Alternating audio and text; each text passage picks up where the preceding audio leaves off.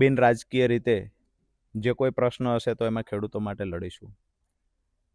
આંદોલનકારી નેતાની છબી છે એને ક્યારેય ભૂસાવા નહીં દઉં, એક ખાતરી નિર્ભયના માધ્યમથી આપું છું. આગળ શું કરીશું એ સમય નક્કી કરશે. અમારી સાથે રહેલા ખેડૂતોની ટીમ બહુ મોટી છે, એ ટીમ નક્કી કરશે.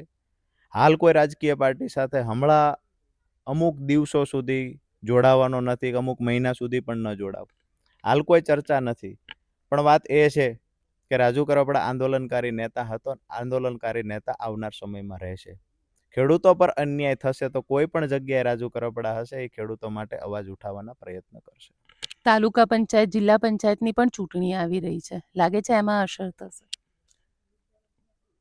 બિન રાજકીય રીતે જે માણસ ખેડૂતો માટે લડે છે એને તાલુકા જિલ્લાની ચૂંટણીમાં કોઈ પણ પાર્ટીને કોઈ વોટ આપશે તો મને એવું લાગે છે કે એમાં મારે કોઈ પાર્ટીનો પ્રચાર પ્રસાર ન કરવો જોઈએ. જો સરકારની સામેની લડાઈ હશે, એ વખતે કોઈ મજબૂત આંદોલન સરકાર સામે થયું હશે તો એની અસર સત્તા પક્ષને થશે 100%. મારા અત્યારે રાજીનામા આપવાથી હું માનું છું ક્યાંક ને ક્યાંક આમ આદમી પાર્ટીને, હું કોઈ બહુ મોટો નેતા તો નથી, પણ માઇનોર નુકસાન થાય ને, નુકસાન તો આમ આદમી પાર્ટી પાસે ઘણા નેતાઓ છે કે નુકસાન ભરપાઈ કરી દે છે. બસ વાત એટલી છે, ખેડૂતો માટે લડાઈ લડતા રહ્યો, રાજકીય પાર્ટીનો ભોગ ના બનીએ. કારણ કે વિસાવદનની જીત બાદ એવું કહેવાતું હતું કે આમ આદમી પાર્ટીમાં એક નવો જોશ આવી ગયો, જે હળદરની અંદર પણ આપણને જોવા મળ્યું અને ઘણા બધા એવા આંદોલનો આમ આદમી પાર્ટીએ કર્યા કે જેની અંદર જોવા મળ્યું. હવે એવું લાગે છે કોઈ એક વ્યક્તિની જીત આખી પાર્ટી ઉપર ભારે પડી રહી છે. એને જીદ કહી શકાય કાં તો અહંકાર કહી શકાય. હું એવું માનું છું કે એને અહંકાર કહી શકાય, જીદ તો ના શકાય કહી શકાય, અથવા તો ક્યાંક ને ક્યાંક ડર દેખાતો હોય. પણ મેં પહેલા કહ્યું કે વારંવાર એક વ્યક્તિની ચર્ચા કરી આક્ષેપનો કોઈ મતલબ નથી, પરંતુ અને હજુ પણ આનાથી 1000 ગણી મોટી પાર્ટી બનાવવામાં મારી ભૂમિકા હશે જ, પહેલાય હતી, ભવિષ્યમાં છે. અમે કોઈ દિવસ એવું હું કામ ઈચ્છીએ કે કોઈ વયો જાય? શું કામ? અત્યારે તો આપણી ટીમ મોટી બને એ નફાવાળું કામ છે. અત્યારે તો જરૂર શું છે, ટીમ વધુ ને વધુ મોટી હોય તો એનો ફાયદો એ થાય કામ વેચાઈ જાય. પહેલા હું એકલો હતો તો 10 જિલ્લામાં સભા લેવા મારે એકલાય જવું પડે. અમારી પાસે હવે 10 નેતા થઈ ગયા તો કામ ડિવાઈડ થઈ ગયું કે સારું, એક જિલ્લામાં ઓલો જશે, એક જિલ્લામાં આ જશે, તો આપણે થોડુંક ઓછો ભાર પડે, વર્કલોડ. અમે એવું ઈચ્છીએ જ હું કામ કોઈ વયો જાય? એનાથી હું ફાયદો? હું તમને કહો, કોઈ વયો જાય એનાથી ફાયદો, કોઈ ટકી જાય એનાથી ફાયદો? કોમન સેન્સનો વિષય છે, રાજનીતિ ભૂલી જાઓ. ઘર હોય, દુકાન હોય, આ તમારી કે આ ઓફિસ છે, મીડિયા ઇન્સ્ટિટ્યૂટ છે, આમાં કોઈ વયો જાય ફાયદો, કોઈક આવે ફાયદો. એટલે એ તો વ્યક્તિ ઉપર ડિપેન્ડેન્ટ છે. નહીં, પણ કોમન સેન્સ શું કહે છે? આવે તો ફાયદો કે જાય તો ફાયદો? મોસ્ટલી આવે તો જ ફાયદો થાય.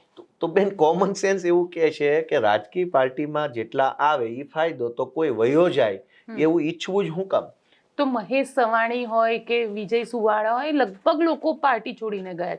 એમાં રાજુ કરપડાનું પણ નામ આવી ગયું. હું શરૂઆત કરું તમારા જ સાથી મિત્રોની, તો ઘણા એવા સાથી મિત્રો હતા જે તમારી સાથે જોડાયા અને આમ આદમી પાર્ટી છોડીને જતા રહ્યા.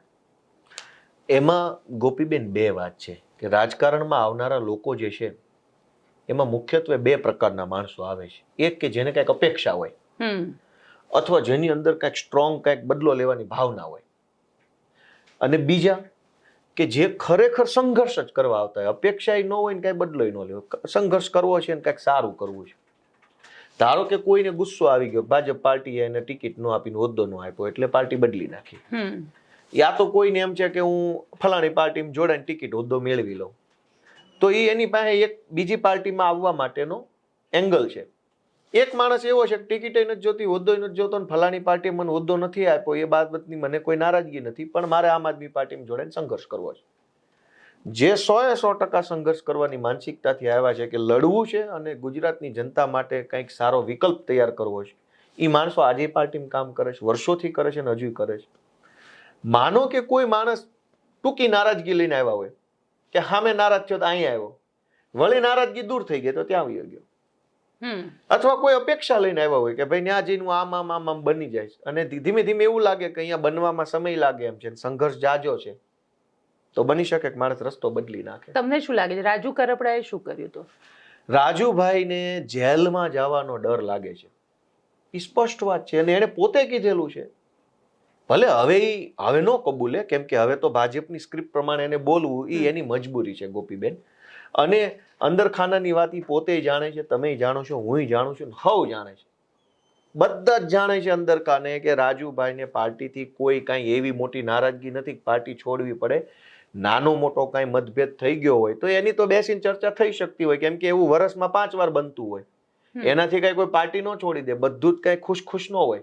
એવું કઈક વિષય આવ્યો હોય તો પાછા બેસે, ચર્ચા કરે, ચા પીવે, નાસ્તો કરે, મજાક મસ્તી કરે અને પાછા કામે લાગે. આવું દરેક પાર્ટીમાં હોય. અંદરની